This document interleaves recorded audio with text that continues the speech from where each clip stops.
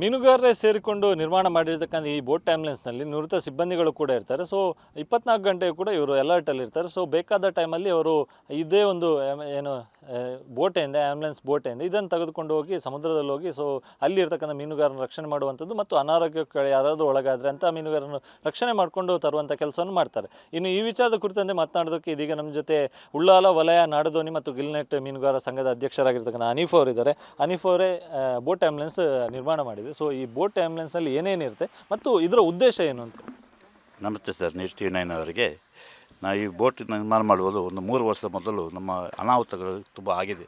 ಆದ ಕಾರಣ ನಾವು ಎಲ್ಲರೂ ಸೇರಿಕೊಂಡು ನಮ್ಮ ಸ್ವಯಂ ಒಂದು ಬೋಟ್ ಆ್ಯಂಬುಲೆನ್ಸ್ ಮಾಡಿಕೊಂಡು ಅದರಲ್ಲಿ ಯಾವುದೂ ನಟ್ಟು ಕೂಡ ಇರಬಾರ್ದು. ನಟ್ಟಿದ್ದರೆ ಪ್ರಾಬ್ಲಮ್ ಆಗ್ತದೆ. ಅದಕ್ಕೆ ಬಗ್ಗೆ ಯಾವುದು ನಟ್ಟು ಕೂಡ ಇರಬಾರ್ದು. ಖಾಲಿ ಬೋಟ್, ಆ ಬೋಟಲ್ಲಿ ಟಚ್ಚರ್, oxygen, fire kit, first kit ಮತ್ತು ಸೈರನ್ ಇದಕ್ಕೆಲ್ಲ ಬೇಕಾದ ವ್ಯವಸ್ಥೆಗಳಿದೆ. ಮತ್ತು ಮುಳುಗುವ ಒಂದು ಇದುಂಟು ನೋಡಿಕೊಳ್ಳಲಿಕ್ಕೆ, ಅದು ಸಹ ರೆಡಿ ಆಗ್ತಾಯಿದೆ. ಅದೆಲ್ಲ ನಾವು ರೆಡಿ ಮಾಡ್ತೇವೆ. ಈಗ ನಾವು ಮುಂದಿನ 26ರಂದು ಗಣರಾಜ್ಯೋತ್ಸವದಂದು ಅವತ್ತೊಂದು ಕಾರ್ಯರೂಪಕ್ಕೆ ಬರಬೇಕು ಅಂತ ಒಂದು ಒಳ್ಳೆಯ ದಿನ ಅಂತ ಹೇಳಿಕೊಂಡು ಸನ್ಮಾನ್ಯ ಸಭಾಧ್ಯಕ್ಷರಾದ UT ಖಾದರ್ ಸಾಹೇಬ್ ಅವರು ಮತ್ತು ಮಾಜಿ ವಿಧಾನ ಪರಿಷತ್ ಸದಸ್ಯರಾದ BM ಪಾರ್ಕ್ ಅವರು ಒಟ್ಟಿಗೆ ಸೇರಿಕೊಂಡು ಇನಾಗರೇಷನ್ ಮಾಡಿದ್ದಾರೆ. ಇನಾಗರೇಷನ್ ರ್ಯಾಲಿ ಮುಖಾಂತರ ನೇತ್ರಾವತಿಯಿಂದ ಪಕ್ಕದಿಂದ ಇಲ್ಲಿವರೆಗೆ ರ್ಯಾಲಿ ಮುಖಾಂತರ ಈ ಆ್ಯಂಬುಲೆನ್ಸ್ ಅಂತಂದು ಮುಟ್ಟಿದ್ದೇವೆ. ಈ ಆ್ಯಂಬುಲೆನ್ಸ್ ಇಲ್ಲಿ ನಮ್ಮ ಉಳ್ಳಾಲದಲ್ಲಿ ನಿಲ್ಲುತ್ತದೆ. ಯಾವ ಸಂದರ್ಭದಲ್ಲಿಯೂ ಕೂಡ ಅವ್ರು ಕರೆದರೆ ನಾವು ಹೋಗಿ ಸಿದ್ಧರಿದ್ದೇವೆ. ಇದರಲ್ಲಿ 3 ಕ್ಯಾಪ್ಟನ್ಗಳು ಇದ್ದಾರೆ. ಈ 3 ಕ್ಯಾಪ್ಟನ್ಗಳು ಈಗ ಇವತ್ತು ನಾವು ಮೀನುಗಾರರು ಇದ್ದಾರೆ. 3 ಕ್ಯಾಪ್ಟನ್ಗಳು ಮೀನುಗಾರಿ ಹೋಗಿ ಈಗ ಮನೆಯಲ್ಲಿ ಇದ್ದಾರೆ. ಅವರು ಸಹ ರೆಡಿ ಇದ್ದಾರೆ ಅವರು ಕೂಡ.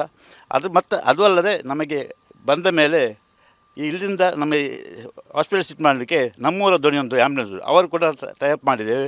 ಅವರು ಕೂಡ ಬಂದಿದ್ದಾರೆ. ಮೊನ್ನೆ ತಾನೇ ಅವ್ರಿಗೊಂದು ನಮ್ಮ ಉಳ್ಳಾ ಅಲ್ಲಿ ಕಲ್ಲ ಜಪ್ಪಿಗೆ ಬಂದಿದ್ದಾರೆ. ಅಲ್ಲಿ ನೋಡಿ ಎಲ್ಲ ಅವರಿಗೆ ಕೂಡ ಇದು ಮಾಡಿದ್ದಾರೆ. ನಮಗೆ 2 ಕೂಡ ಬೇಕಾಗ್ತದೆ. ಏನು ನಾವು ದಂಡೆ ಪಕ್ಕ ಬಂದರೆ ಅಲ್ಲಿಂದ ಶಿಫ್ಟ್ ಮಾಡಬೇಕಾದ್ರೆ ಮತ್ತೊಂದು ರೋಡ್ ಆ್ಯಂಬುಲೆನ್ಸ್ ಬೇಕಾಗ್ತದೆ. ಅದಕ್ಕೆ ನಮ್ಮೂರ ಧ್ವನಿ ಅದು ಸಿದ್ಧರಾಗಿದ್ದಾರೆ.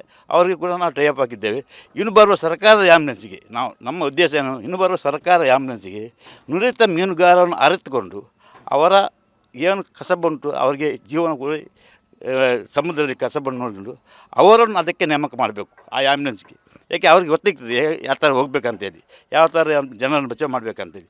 ಅದಕ್ಕೆ ಬಗ್ಗೆ ನನ್ನ ಒಂದು ವಿನಂತಿ ಮಾನ್ಯ ಉಳ್ಳಾಲದ ಶಾಸಕರು ಮತ್ತು ಸರ್ಕಾರಕ್ಕೆ, ಉಳ್ಳಾಲದ ಜನತೆಯನ್ನು ಈ ಒಂದು ಪ್ರಥಮ ಆ್ಯಂಬುಲೆನ್ಸನ್ನು ಇದರ ನುರಿತ ಜನರನ್ನು ನೋಡಿಕೊಂಡು ಅದಕ್ಕೆ ಆ್ಯಂಬುಲೆನ್ಸ್ ಆಗಿ ನೇಮಕ ಮಾಡಬೇಕು, ಕೆಲಸಕ್ಕೆ ಕೊಡಬೇಕು ಅಂತ ನಾವು ವಿನಂತಿಯನ್ನು ಮಾಡ್ತಿದ್ದೀವಿ ಸರ್. ಈಗ ಮೀನುಗಾರಿಕೆ ಟೈಮಲ್ಲಿ ಮೀನುಗಾರಿಕೆ ಹೋದಾಗ ಆಳ ಸಮುದ್ರ ಮೀನುಗಾರಿಕೆ ಹೋಗ್ತಾರೆ. ಸೊ ಅವರು 1 ವಾರ 15 ದಿವಸ ಬಿಟ್ಟೆಲ್ಲ ಬರುವಂಥ. ಸೊ ಅಲ್ಲಿ ಏನಾದರೂ ಅನಾರೋಗ್ಯ ಉಂಟಾದ, ಈಗ ಒಬ್ಬ ವ್ಯಕ್ತಿಗೆ ಅನಾರೋಗ್ಯ ಉಂಟಾಗ ಸೊ ಅವರನ್ನು ಕರ್ಕೊಂಡು ಬರೋದಕ್ಕೆ ಅಲ್ಲಿದ್ದಂಥವರಿಗೆ ಸಾಧ್ಯ ಆಗ್ತಿಲ್ಲ. ಅಂದರೆ ಬಲೆ ಹಾಕಿರ್ತಾರೆ ಮತ್ತು ಅಷ್ಟು ಜನ ಹೋಗಿರ್ತಾರೆ, ಬೋಟ್ ಡೀಸೆಲ್ ಎಲ್ಲವೂ ಕೂಡ ಖರ್ಚಾಗಿರುತ್ತೆ. ಸೊ ಆ ಟೈಮಲ್ಲಿ ಎಷ್ಟು ಕಷ್ಟ ಆಗ್ತಿತ್ತು ಮತ್ತು ಈಗೇನು ಉಪಯೋಗ ಆಗುತ್ತೆ ಸರ್? ನಿಮ್ಮ ನಮ್ಮ ಚಿಕ್ಕ ದೊಡ್ಡ ದೋಣಿಯವರು ಸೀದಾ ಸಮುದ್ರಕ್ಕೆ ಹೋಗ್ತಾರೆ. ಅಲ್ಲಿ ಹೋಗಿ 10-20 ಜನ ಅದರಲ್ಲಿ ಇರ್ತಾರೆ. ಅದು ಯಾರಾದರೂ ಒಬ್ಬರಿಗೆ ಅನಾಹುತ ಆದರೆ ಇಡೀ ಬೋಟನ್ನು ಬರುವಾಗ ತುಂಬ ಲೇಟ್ ಆಗ್ತದೆ. ಅದರ ಬಲ್ಲೆ ನೆಟ್ಟಲ್ಲಿ ಹಾಕಿ ಹೋಗ್ತದೆ. ಅದಕ್ಕೆ ಬಗ್ಗೆ ನಮ್ಮ ತುರ್ತು ನಮಗೆ ಕಾಲ್ ಮಾಡಿದರೆ ನಾವು ಹೋಗ್ತೇವೆ. ಅವರೊಬ್ಬನನ್ನು ಲಿಫ್ಟ್ ಮಾಡಿ ತರ್ತೇವೆ. ಅದು ಅಲ್ಲದೆ ಈ ಒಂದು ದೋಣಿ ನದಿ ಪಕ್ಕದಲ್ಲಿ ಸಮುದ್ರ ಇದೆ, ಯಾವುದು ಇದು ನಾಡದೋಣಿಯವರು ನದಿಯಲ್ಲಿ ಸ್ವಲ್ಪ ನೀರು ಜಾಸ್ತಿ ಆದರೆ ಮಳೆಗಾಲದಲ್ಲಿ ಹಾಗೂ ಕೂಡ ನಾವು ಕಾರ್ಯಾಚರಣೆ ಮಾಡ್ತೇವೆ. ಅದು ಅಲ್ಲದೆ ನಮ್ಮ